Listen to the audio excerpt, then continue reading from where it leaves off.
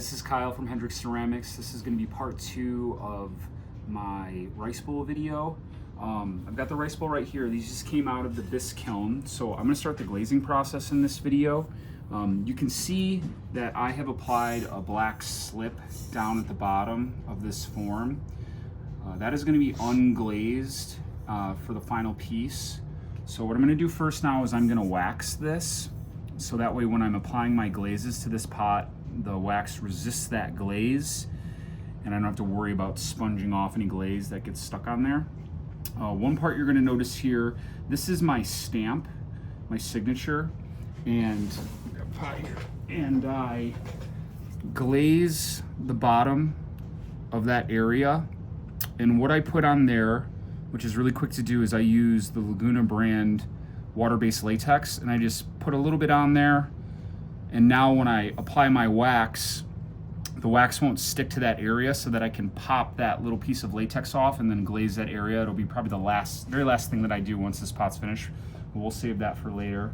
So at this point right now, I'm going to add my wax to this area. So first thing I'm going to do is get this centered on my banding wheel and just get it pretty close. Doesn't need to be perfect for me.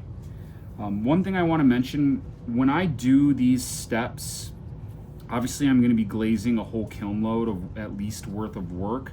Right now I'm glazing probably 3 or 4 kiln loads worth of work. I've got pots all over the place that have come out of the bisque in the last couple days. So when I do this waxing stage of all the bottoms of these forms, I wax all the pots. Just get them all done. And kind of like when I work in series, when I'm throwing on the wheel, I don't just make one bowl of a certain form, I make 8 to 12, maybe sometimes more. Get all those pots thrown, get them trimmed, get them bisque fired out of the kiln, and now at this stage I'll just wax all the bottoms. So once everything's ready to go and I've got them all kind of set out in the space, and I have a wax marathon. So my wax is right here. I'm using just a cheap Hobby Lobby brush. Wax can be pretty rough on brushes over time, so I just use a bunch of cheap brushes. These ones seem to work pretty well. Sometimes I'll use a round, sometimes I use a flat. Just kind of depends on the form or the space that I'm waxing. And the wax that I'm using is a water-based wax. Now there's a few different kinds of wax out there. A lot of them are oil-based, but over the last few years they've been coming out with some water-based brands, and I think they're great. They're so much easier to clean on your brush, and it makes your brushes last a lot longer. I'm not having to use a brush cleaner, and I don't get that sticky mess everywhere. The major thing about using wax is it can be a great tool, but it can be a little tricky. It's really important that you only wax the areas that you want to resist the glaze. If I get wax anywhere on this pot that I was intending to be glazed, the wax is obviously going to resist that. Now, water-based wax is more forgiving on pots than oil-based wax is, for the reason that if I drip some wax on the side here, I've got a couple options to remedy the situation. If it's just a little itty-bitty bit and I don't have a lot of, say, texture or pattern on that space, then I can take a little piece of like 220 sandpaper and I can lightly sand the area and sand it enough that the wax is no longer on the surface and it will still allow the glaze to soak into the pot in that space. Another thing that you can do is use a blowtorch. Now, I don't recommend doing this for most people, but if you're brave, you can. I've got my torch right here, so if for some reason and it happens, I can drip wax all the way down the side by accident. If I have a good ventilated area, I can turn that torch on and then I can burn that wax off. It'll leave it a little bit dark in areas, but usually it'll burn enough off where I can still have the glaze be accepted by the bisqueware, by the pot. If you make a big mess with the wax, or maybe you have high texture that you can't sand, or it's just too much of a pain in the butt, the best thing to do is put the pot into another bisque fire and just re-bisque it, and that'll burn the wax off. Again, make sure you've got good ventilation if you're having a wax in your kiln. My kilns are always full of wax because I wax all the bottoms of my pots. It's an aesthetic decision, so I'm gonna have my black slip on here that I'm gonna leave unglazed throughout the process, and then glaze will be on the other areas of the pot. But this is step 1 for my glazing. So another nice thing about this water-based wax, in my opinion, is because it's water-based, you can thin it. I can add a little bit of water in there into the glaze, or rather into the wax, to make it more brushable. And that works pretty good for me. I have a big jug of it here, as you can see, and so I like to put it in these small cups. It just makes it a little bit easier to use, and then I can add just a touch of water to this if needed in small amounts. What can happen is over time, if I keep adding a bit of water into my small cup of wax and I don't use it all, and then I keep dumping it back into my jug, by the time I get to the bottom, eighth of that jug, it might be pretty watery, so just keep an eye on that if you're adding it. And other than that, it works pretty good. Be careful if you're shipping water-based wax. I found out over the last few years they will not ship it if it's freezing temperatures. It's 10 degrees outside here in Wisconsin right now, so I gotta make sure that lasts me a while until the temp rises. Buy in bulk. So here we go. So just spin this on the banding wheel, making sure I don't have too much on my brush so I'm not dripping. And then I'm just gonna add this wax to all the places that I don't want glaze. Try to use a nice steady hand, and there we go. And that was it. So one is quick, a couple kiln loads worth is gonna take me a little while, and you can see there's pots all over the place. So now I'm gonna do all the rest of them, and then we'll move on to the next step.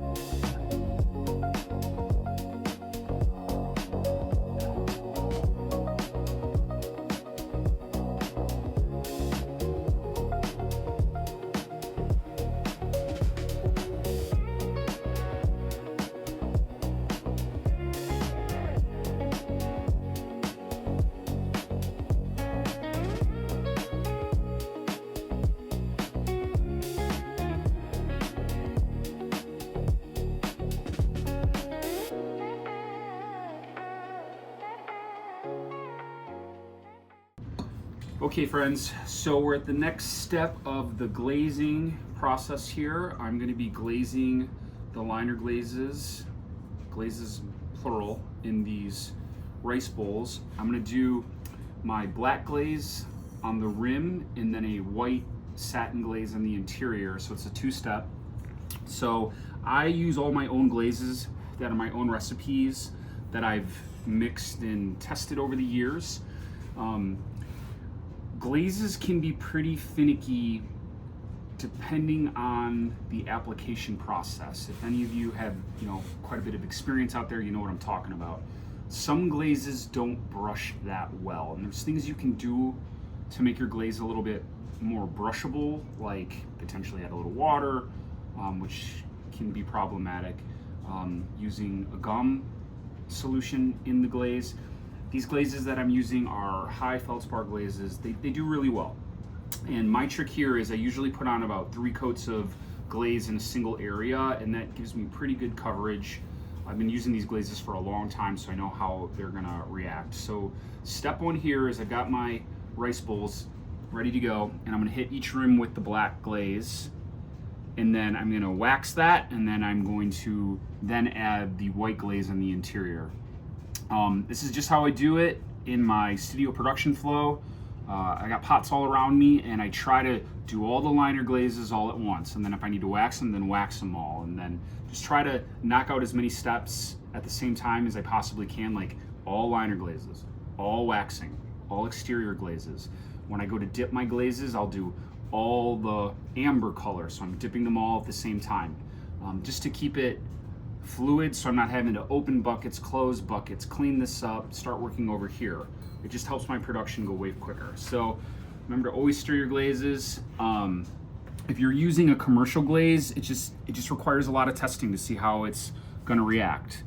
I like these bamboo brushes for this.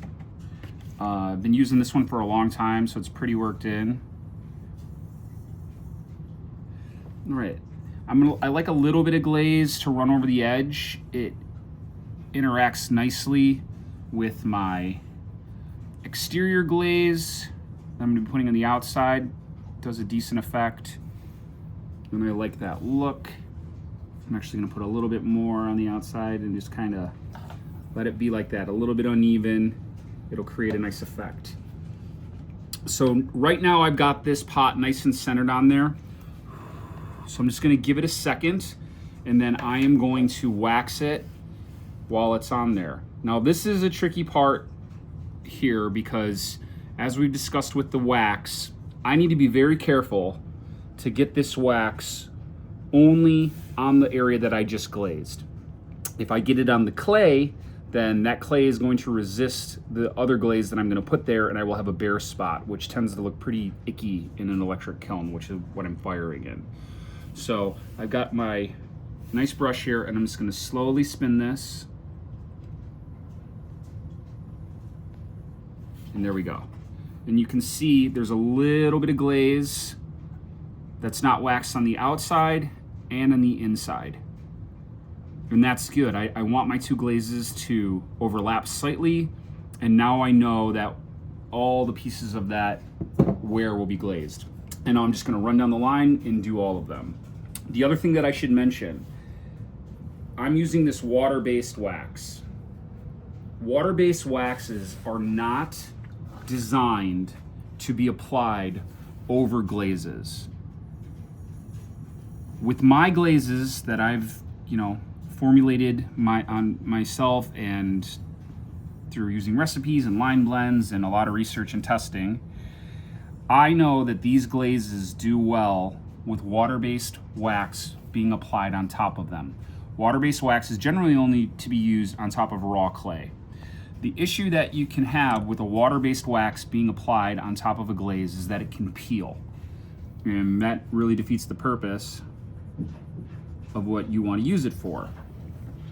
So if you're using a commercial glaze or a homemade glaze that has a very flaky, powdery, dried texture after you have applied the glaze, those glazes are more prone to having water-based wax peel when applied to them. Another thing where water-based wax can go wrong over a glaze is, right now this glaze was a small amount and it's drying pretty quickly. I can see it. I can watch the water evaporating, being sucked into the ware, wherever it's going.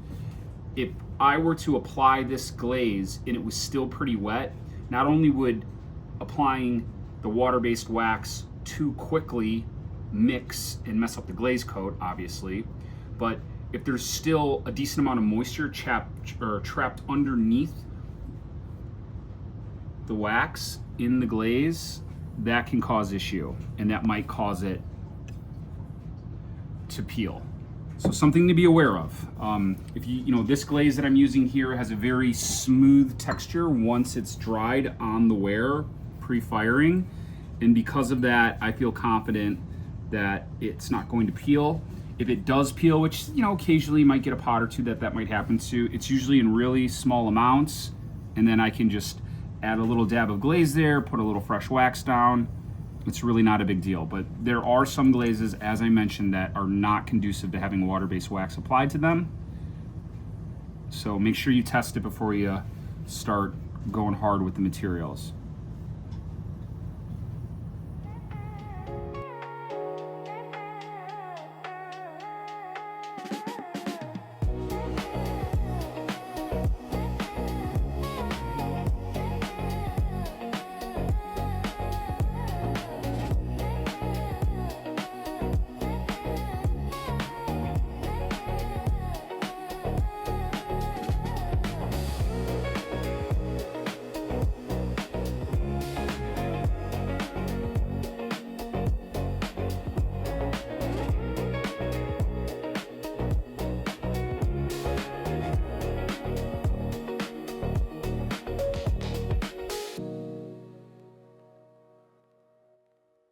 right, now it's time for the second liner glaze. This wax is dry.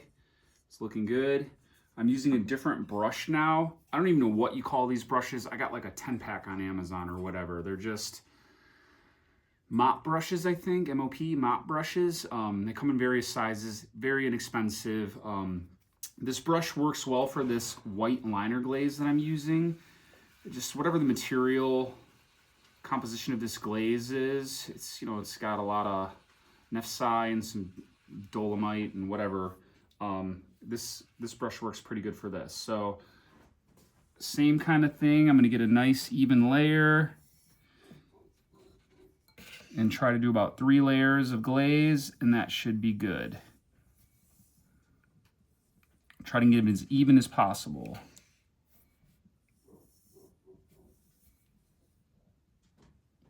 This is a white liner glaze that I've been using for a while. This is technically a 4th. I'm going to put a little more on there. That I've been using for a while, and I just reformulated it. And I'm kind of shooting from the hip here because I added some materials to this glaze that it didn't have to encourage the glaze to be a little bit more matte as opposed to glossy. And I feel pretty confident it's going to work out. We're going to see at the end of the video, once these pots come out of the kiln, we'll see what it looks like and if it needs more adjusting. The other glaze, the last formula was pretty close, so I think this should be on the money, but if not, we'll just keep adjusting it. Put a little bit more down there. All right, that looks good.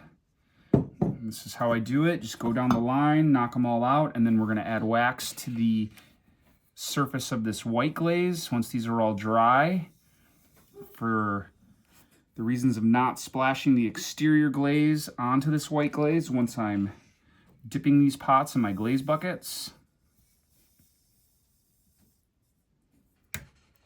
Oh. Look out.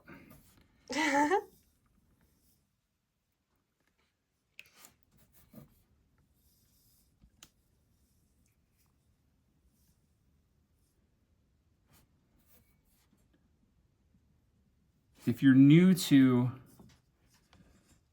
brushing glazes or applying them in this way, one thing you can do is take a graphite pencil and scribble some lines on your work. Graphite is carbon-based. It will burn out of the kiln at around 1,000 degrees, but so you don't have to worry about it showing up over or under your glazes. But what you can do is if you add that graphite pencil, just some general lines, once those lines are covered up, you can get a general idea of the thickness of the glaze. That was another trick Charlie taught us at Whitewater back in the day.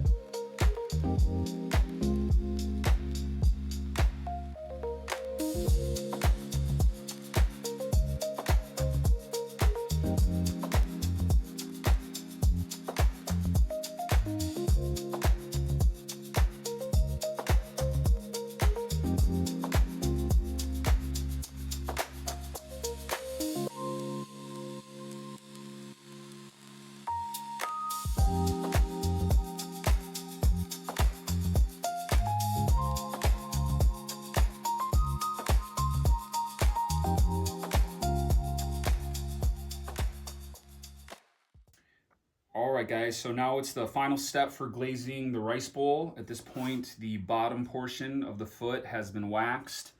2 glazes laid on the interior, the black on the rim, and then my white liner glaze in the interior. Then both of those have been waxed. So this is ready to get the exterior glaze. As I said in my other glazing video, this part goes really fast. A lot of prep work has been done here. So the first thing I'm gonna do is give this glaze a little mix. And I'm going to use an applicator bulb to fill this foot ring interior with some glaze. Leave that in there for a couple seconds.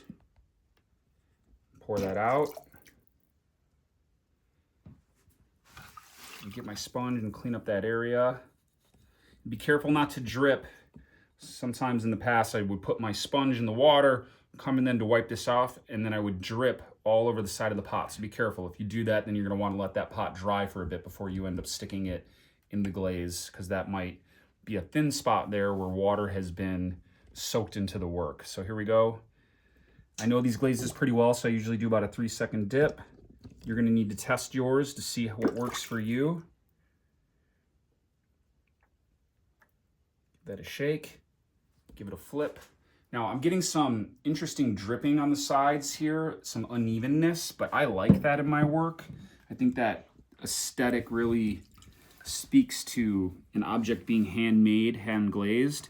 If you don't like that look, then there's some things you can do to keep that from happening, like holding the pot upside down longer as the glaze is drying, or you can try spraying your glazes to get a more even coat. I like the unevenness of the coat, so I kind of encourage it. All right, so we got the inside cleaned up. Now I'm going to clean this foot ring. Be careful not to touch the side of the wear before the glaze has dried, otherwise it might peel off a bit on your finger. All right, that looks good. Now last step, I've got my stamp here with a piece of water-based latex that's on there.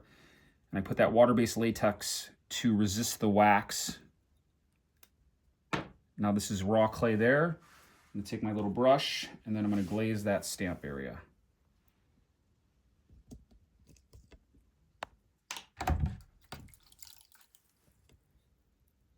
All right, good to go. Next step, put it in the kiln.